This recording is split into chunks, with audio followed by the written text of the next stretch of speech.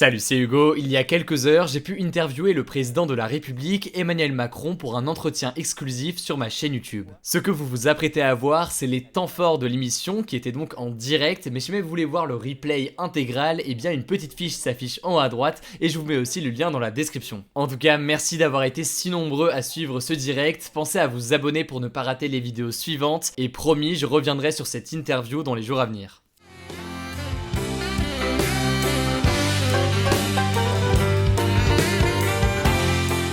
Bonjour à tous, c'est Hugo de la chaîne YouTube Hugo Décrypte. Bienvenue sur ce live exceptionnel, un entretien de 35-40 minutes avec le président de la République. Bonjour monsieur le président de la République, merci d'avoir accepté cet échange avec moi, mais surtout avec les jeunes qui nous regardent en ce moment et les moins jeunes peut-être aussi. Et l'idée va être d'aborder un sujet évidemment qui est l'Union Européenne et la question des élections. On vote le 26 mai, dans 2 jours. C'est un événement particulier et pour les jeunes, c'est aussi le signe d'une abstention assez importante. 70% des 18-34 ans pourraient s'abstenir, selon un sondage Odoxa Dentsu Consulting pour Le Figaro et France Info, qui a été publié vendredi. On est à 2 jours du vote. Certains opposants vous accusent d'être trop présents dans la campagne. Mais pourquoi avoir accepté cette interview et cet échange aujourd'hui avec les jeunes ? Bonjour et merci beaucoup d'abord pour votre invitation. Et moi, je suis très heureux d'être là. Et pardon des quelques minutes de retard, en effet, parce qu'il y a eu une attaque donc, à Lyon. Je crois que tout le monde le sait. Je voyais les messages qui défilaient, beaucoup s'en préoccupaient à juste titre.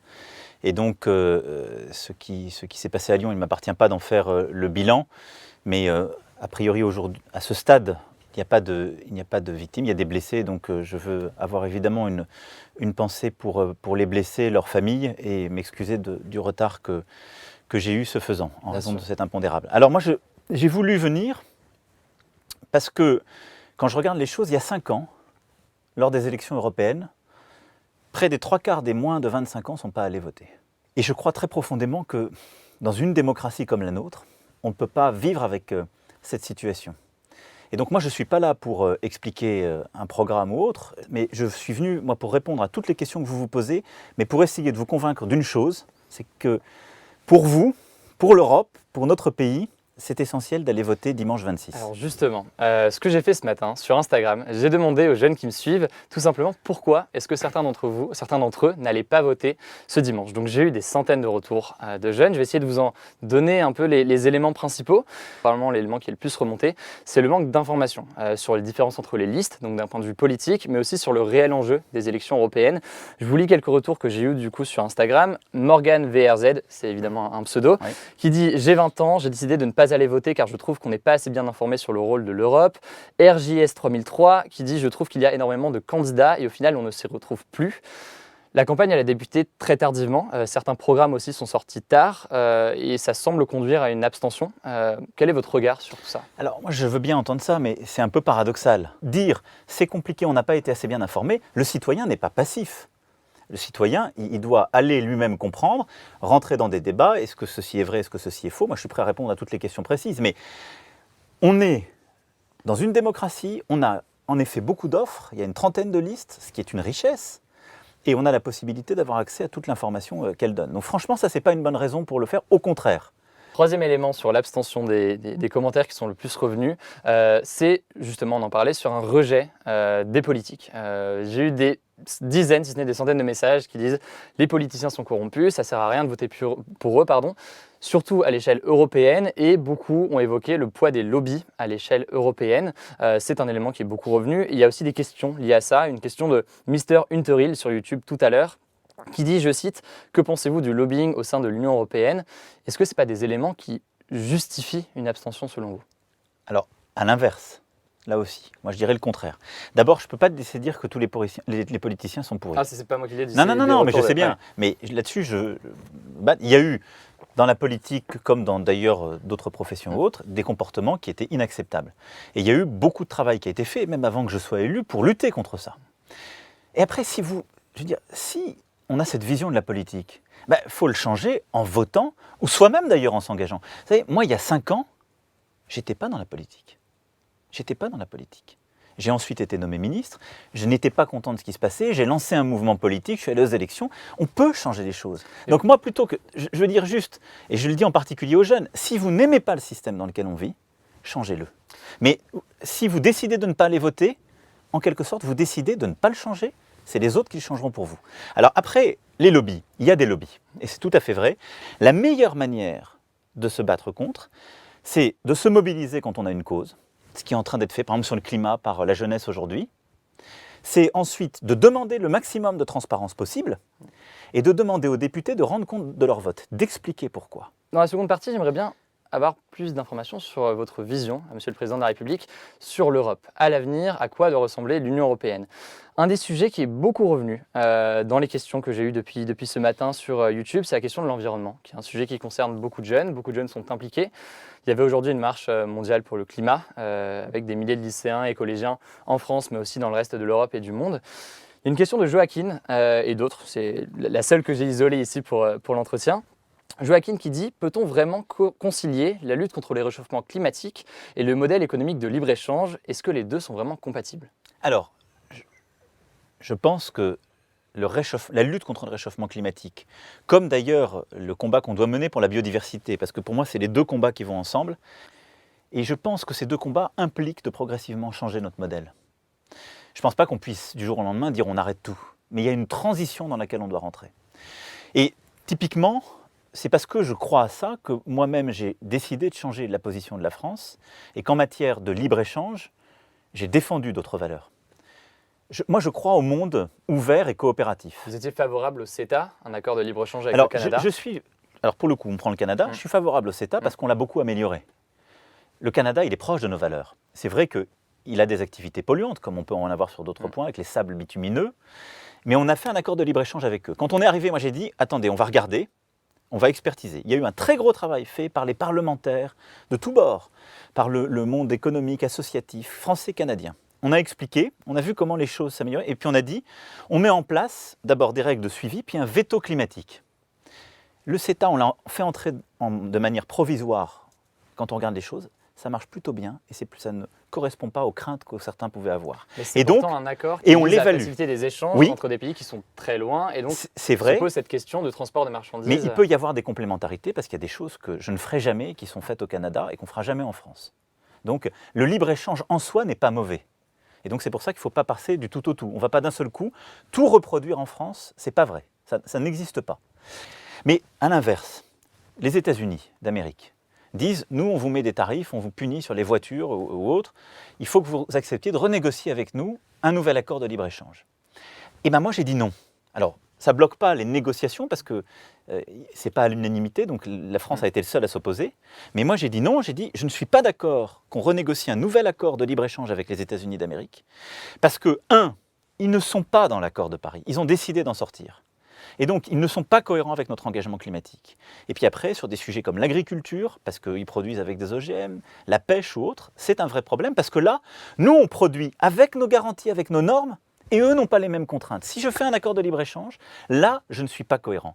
Et donc pas d'accord de libre-échange avec des États qui ne sont pas dans l'accord de Paris. Ne seraient pas dans l'accord de Paris. C'est une manière de... Et ça, ce n'est pas une promesse que je vous fais, c'est une décision que j'ai prise. Je l'ai annoncée. Et la France a été le seul pays à s'opposer à ça. Dans les autres questions, une question d'Agathe sur YouTube. Quelles décisions radicales peuvent être prises au niveau européen pour éviter la catastrophe climatique?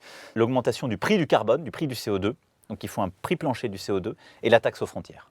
2, moi je pense qu'une mesure très importante qu'on doit faire, c'est mettre en place très vite cette banque du climat à travers la Banque européenne d'investissement et massivement financer au niveau européen la rénovation de logements. 3, c'est l'initiative plastique. Ça veut dire qu'il faut essayer au maximum, il faut tout faire pour tenir l'objectif de plus de plastique non recyclable à 2025, mais il faut là aussi mobiliser toute notre industrie européenne pour créer des substituts. Il y a une autre dimension importante, il y a les dimensions environnementales, mais aussi il y a les dimensions démocratiques. Un élément notamment sur la liberté de la presse et sur la protection des journalistes. Reporters sans frontières pointe dans son rapport annuel sur la liberté de la presse une forte dégradation de la situation à l'échelle européenne. En France, on a aussi eu des événements récents. 9 journalistes ont été convoqués par les services de renseignement, la DGSI. J'ai notamment Gypsy Danger sur YouTube, c'est le nom là aussi de son pseudo. Ça pose une atteinte à la liberté de la presse. Quel est votre ressenti sur ces événements? Là-dessus, il faut être très précis et donc je vais essayer d'être le plus clair possible. Ce qu'ils pointent dans leur rapport sur l'Europe, ce qui est très important, c'est qu'on a des journalistes qui aujourd'hui, dans certains pays d'Europe, ne peuvent plus faire librement leur travail. Et donc la liberté d'informer, le pluralisme de la presse sont menacés dans certains pays d'Europe. Ils ne parlent pas de la France quand ils disent ça. Pour les DGSI, il y a une affaire des armes au Yémen où des journalistes ont révélé le contenu d'une note confidentielle des services. Là aussi, liberté de la presse et liberté des sources totale. Mais à côté de ça, il y a une sécurité nationale qui crée des obligations de réserve. Et donc, on doit composer les deux, il est donc légitime. Il y a une enquête qui a été ouverte sur ce sujet parce que c'est grave, parce que sinon n'importe quel journaliste peut se procurer par une indélicatesse des documents qui relèvent de la sécurité nationale et les mettre sur la place publique, et ça vous menace, vous et moi. Parce que, je veux dire, à la fin des fins, quand c'est classifié en sécurité nationale, c'est qu'il y a une raison. À côté de ça, il y a des pays qui sont en train de reculer. Et qui, en effet, on a des médias qui disparaissent chaque mois. Si on dit c'est la même chose, là, franchement, on fait le jeu des extrêmes. On ne fait pas le jeu de la démocratie. Depuis le début, il y a aussi des questions plus larges sur l'avenir de l'Union européenne, au-delà des questions démocratiques, au-delà des questions de l'environnement. Une question de vie européenne sur YouTube qui demande « Êtes-vous pour les États-Unis d'Europe ?» Dans 10, 20, 30, 40 ans, à quoi doit ressembler l'Union européenne? Est-ce que c'est comme les États-Unis version européenne ou est-ce que c'est plus de souveraineté pour les États? Alors, moi, je pense qu'on n'a pas la même histoire et je ne suis pas sur ce qu'on appelle le fédéralisme complet. Et moi, je crois à la souveraineté nationale et européenne. Sur beaucoup de sujets, la souveraineté nationale n'est plus efficace. Quand on parle de climat, environnement, quand on parle de réguler le numérique, et donc avec tout ce qui va avec les droits d'auteur, le respect de votre vie privée, etc. Quand on parle de terrorisme, quand on parle d'immigration, etc., le niveau national, il ne permet plus tout à fait ni de protéger ni de préparer notre avenir. Et donc, on a besoin d'être plus unis au niveau européen pour que sur ces sujets-là qui sont pertinents, on soit davantage ensemble. Et donc, moi, je suis pour, en quelque sorte, une Union européenne qui soit une fédération d'États-nations. Donc moi, je pense qu'il faut renforcer le caractère européen du système démocratique dans lequel on est, et avec cela, renforcer la place du Parlement dans les décisions. Ça s'est beaucoup amélioré ces dernières décennies, il contrôle davantage, il codécide sur beaucoup de sujets, mais on peut encore là-dessus aussi améliorer les choses. Vous êtes la génération du terrorisme, malheureusement. Votre génération, elle a vécu les attentats. Et c'est encore notre quotidien. Moi, je me faisais l'autre jour la réflexion, on en a trop peu parlé. Moi, quand j'avais votre âge, j'arrivais à Paris et j'ai vécu les attentats de 95. Ceux qui ont perpétué les attentats de 95, on a mis 10 ans à les retrouver. Vous imaginez pour les familles ce que c'est, pour les victimes. Ceux qui ont fait les attentats du 13 novembre 2015, on les a retrouvés en 4 mois. En 4 mois, ils ont été transférés à la justice française. Parce qu'il y a un mandat d'arrêt européen, parce qu'il y a une coopération européenne. C'est ça l'Europe. L'Europe, elle protège aussi. Dans les autres sujets qui ont été évoqués, qui continuent à apparaître, donc je me permets aussi de changer de sujet, il nous reste quelques minutes pour prolonger un petit peu. Sur la question de l'abstention, je disais, Elia qui demande justement pour ou contre le droit de vote à 16 ans. Est-ce que vous y êtes favorable? C'est très dur pour moi de répondre à une question comme ça là, parce que si je fais ça, j'ouvre et je clôt le débat en même temps. Je ne suis pas opposé. Mais je ne peux pas m'empêcher de vous renvoyer la balle. On ne peut pas dire, on a les 3/4 des jeunes, entre 18 et 25 ans, qui ne sont pas allés voter il y a 5 ans, et me dire mettez la majorité à 16 ans. Et donc tous les jeunes qui pensent qu'il faut la mettre à 16 ans, allez voter déjà quand vous en avez 18. Pour moi, le cœur de la bataille aujourd'hui, c'est l'abstention. Une autre question, je vois qu'il y en a d'autres qui apparaissent au fur et à mesure, je me permets du coup de prolonger un petit peu, histoire d'en avoir un maximum, sinon je sais que c'est frustrant pour tous ceux qui regardent en ce moment sur YouTube. Une autre question ici, une question sur les GAFA, comment taxer plus efficacement les GAFA au niveau européen? C'est une question de Riwan sur le chat YouTube. D'abord, nous on l'a fait au niveau français, là, parce qu'on se disait on ne peut plus attendre, il faut envoyer un signal fort, on n'était pas loin de l'avoir au niveau européen. Ce qui est clair, c'est que moi je pense qu'on doit les taxer, parce que sinon, ça n'est pas juste vis-à-vis des autres entreprises qui sont sur le net. Vous ouvrez votre entreprise sur Internet pour faire du commerce en ligne. Vous êtes en concurrence avec des géants de l'Internet. Eux, ils ne vont pas payer les mêmes impôts que vous. Ils ne vont pas payer votre impôt sur les sociétés. Vous allez le payer. Ce n'est pas juste. Donc à l'échelle européenne, ça peut être plus simple? À l'échelle européenne, moi, je souhaite au moins qu'on ait cette taxe sur le chiffre d'affaires. Si on peut avoir une taxe sur les bénéfices plus intelligente, je le souhaite. Mais il faut... Pourquoi on fait ça? Pas simplement pour avoir de l'argent. Pour que ce soit juste, pour permettre à nos entreprises de se développer aussi vite et de ne pas courir avec des boulets aux pieds. Il y a une question qui revient en masse en ce moment sur le chat sur YouTube, qui est la question de l'article 13. Est-ce que l'article 13, vous y êtes favorable? Et quel impact est-ce que ça va certains créateurs s'inquiètent d'un impact négatif et de Non. blocage de vidéos, etc. Alors qu'est-ce qu'on veut? Il n'y aura pas de blocage, mais il y a une forme de filtrage. Internet, c'est formidable, ça diffuse partout, tout le temps, et donc on peut, de sa chambre, comme vous, décider de parler au monde entier. Ça, c'est formidable, il faut le garder, évidemment. Le problème, c'est que ce n'est pas simplement que de la diffusion, le monde dans lequel on vit, c'est aussi de la création. Les auteurs, les journalistes dont on parlait tout à l'heure, en particulier les journalistes qui vont sur des théâtres d'opération, eh bien, ils créent quelque chose qui a une valeur. Si, ce qui est le cas aujourd'hui, trop souvent sur les plateformes, je peux prendre ce qu'ils écrivent et le mettre en accès direct et le diffuser à tout le monde sans rien payer, l'auteur ne pourra plus vivre et donc il sera obligé de faire autre chose pour pouvoir écrire ou pour pouvoir faire de la musique ou faire des films. Et il n'y aura plus un journal qui enverra un reporter sur des théâtres d'opération pour de manière indépendante voir les choses et les écrire, parce qu'à la seconde où il aura posté son contenu, tout le monde l'aura diffusé et il ne vaudra plus rien. Et donc, ce qu'on est en train de faire simplement, c'est d'organiser maintenant notre Internet pour que ce soit un peu comme la plus grande librairie du monde. Là, aujourd'hui, c'est une formidable librairie, mais personne n'achète de livres. Donc c'est une formidable bibliothèque, on ne donne même pas sa carte. Mais si ça avait fonctionné comme ça, on n'aurait plus d'auteurs. On approche à la fin de cet entretien. Merci beaucoup, Monsieur le Président. Est-ce que vous avez peut-être un dernier mot, si vous le souhaitez, devant les jeunes qui vous regardent? Merci d'abord pour cet échange. On aurait pu dire plein de choses. Écoutez, moi je vais vous parler très directement. Si je suis venu ici, si je suis venu vous voir aujourd'hui, et si je me bats, si je me suis engagé dans cette campagne, c'est que je crois très profondément dans l'Europe. Très profondément, parce que je crois très profondément dans la France. Et je pense que la place de notre pays dans le monde, elle dépend d'une Europe et d'avoir une Europe forte. Je ne suis pas venu ici, ce n'est pas mon rôle, pour vous dire à quelques heures de la fin d'une campagne, votez pour telle ou telle liste. La liste qui porte le projet, qui est initialement le mien, elle le fait avec beaucoup de talent. Je suis d'abord venu vous dire, allez voter. Allez voter. Parce que décider de ne pas voter, c'est vous interdire derrière de critiquer. Donc allez voter, quelle que soit la liste que vous choisissez, parce que si vous n'allez pas voter, vous laissez les autres décider pour vous de votre avenir. C'est la pire des choses.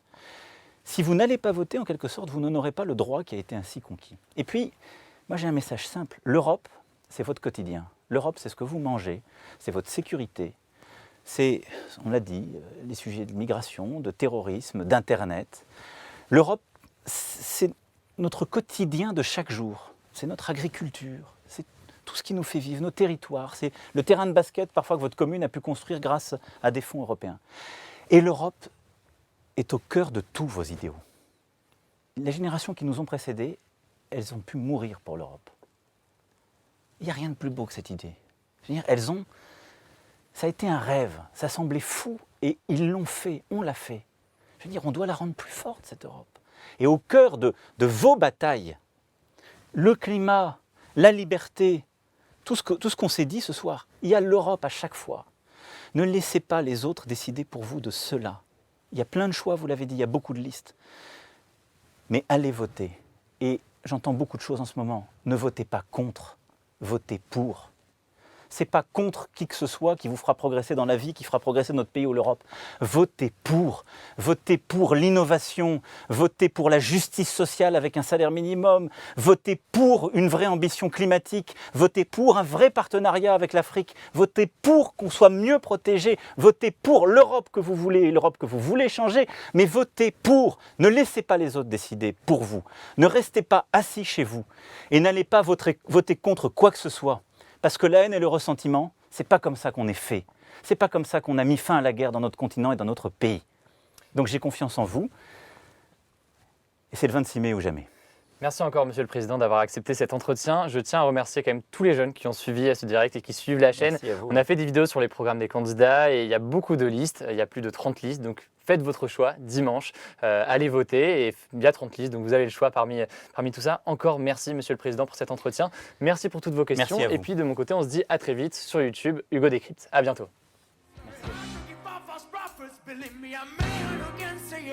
But the species may kill you earlier than you become. We gonna share it. Remember, from early morning till late night.